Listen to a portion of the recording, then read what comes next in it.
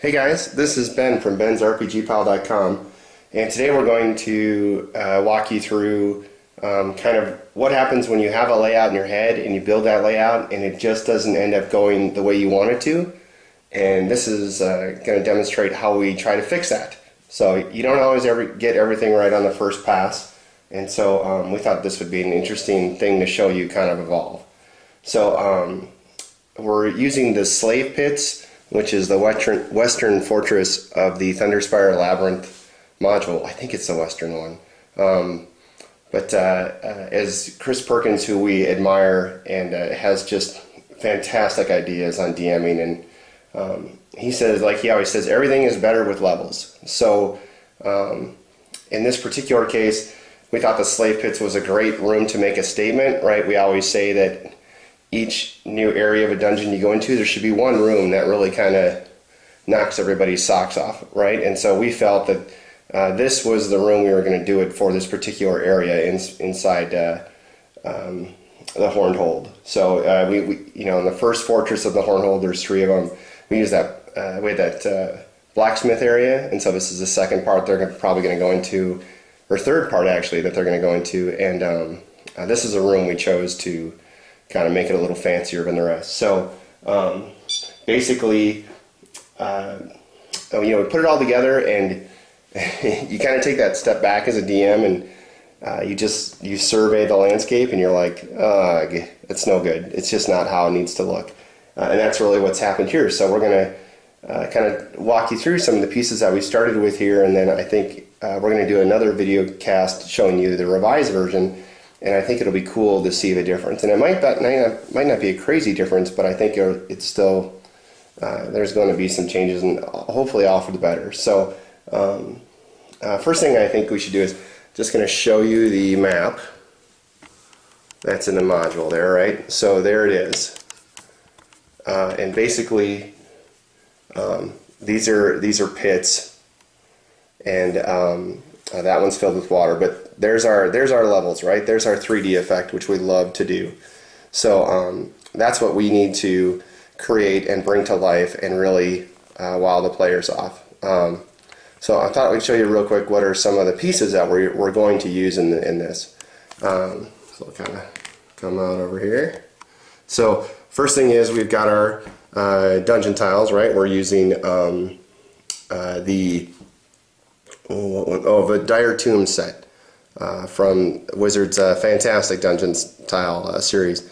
So you can kind of see, we love the 3D effect, right? This is your floor, and then it's you know, it's so easy to tell that they've dug in certain spots and they've found things, and you know, so I dig that effect, and I think that's going to work out well.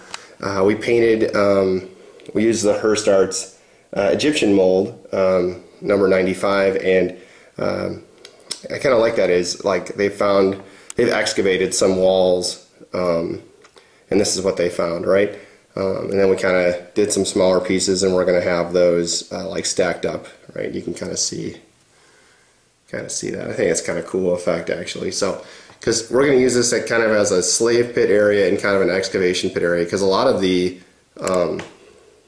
this part of the Horned Hold is all broken up and hasn't been you know, totally been renovated. So we feel this could be a room where they're not even close, right? But they found some stuff. So kind of see that there. You'll also see kind of the rocks right there, and I'll pull that out here. I'll just move the ladder. This is we're going to use these rocks, right? Those are from War-Torn Worlds, and those are the featured ruin walls. I'm going to use those to kind of outline the you know, some of the areas here. All right, so kind of move that back.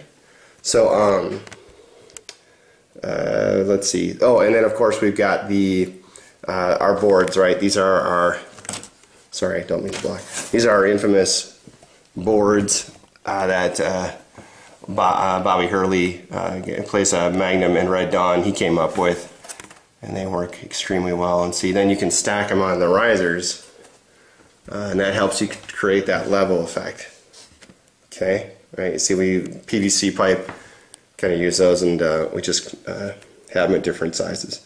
So what we're going to do, here's some initial thoughts on what we think we're going to change, right?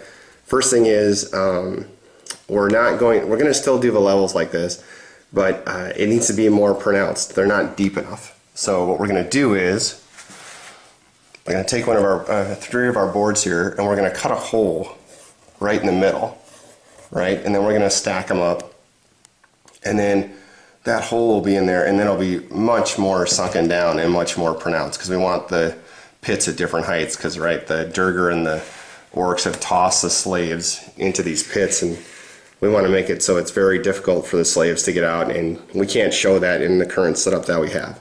So if we cut a hole in the boards and then raise them up, right, put them up higher, it'll be a much more pronounced effect.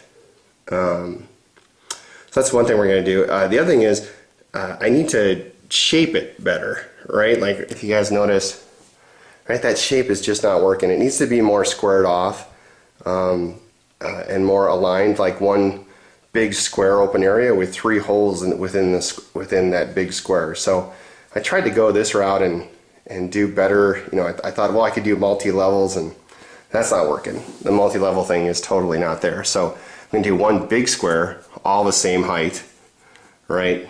And then we're going to have the boards, like kind of 4 of those boards. There'll be a hole and a pit, then a hole, but that'll be water in that pit. And we're going to use the Dwarven Forge cavern pieces for that. And they actually just released a whole bunch of new pieces that they restocked. I put in my order tonight, as a matter of fact. So I can't wait to see those. But you should check out Dwarven Forge site, because I got some great new stuff up there.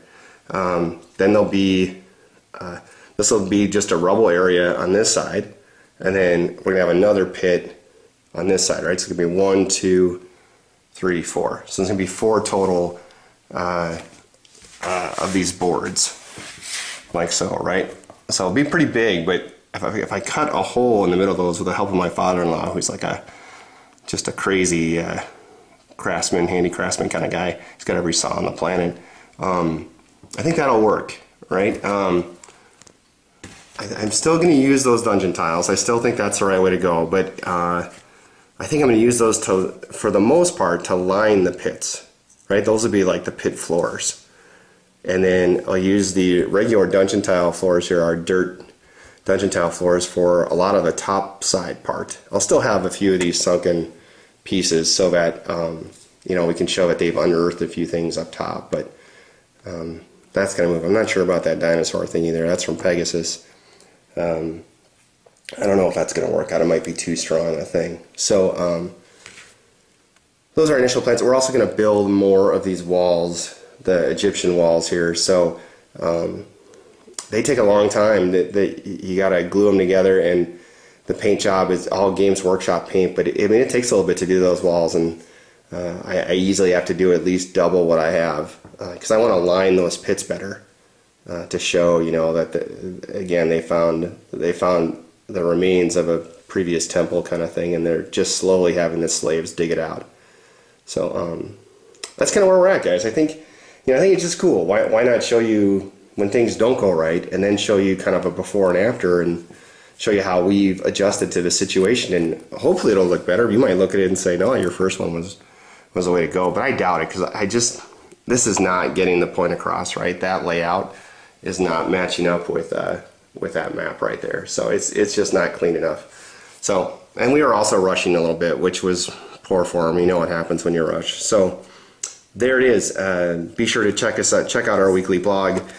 Say hey to us on Twitter if you got any suggestions or comments. At Hearst Arts, we post in the pictures forum, and we're always asking for suggestions. And Lava and a Cup of Java, our delve for the Phoenix Comic Con, is coming out soon. So, okay, just one more shot up top here. But thanks, guys. Next time, it'll look cooler. We hope. It's Ben from bensrpgpal.com. See ya.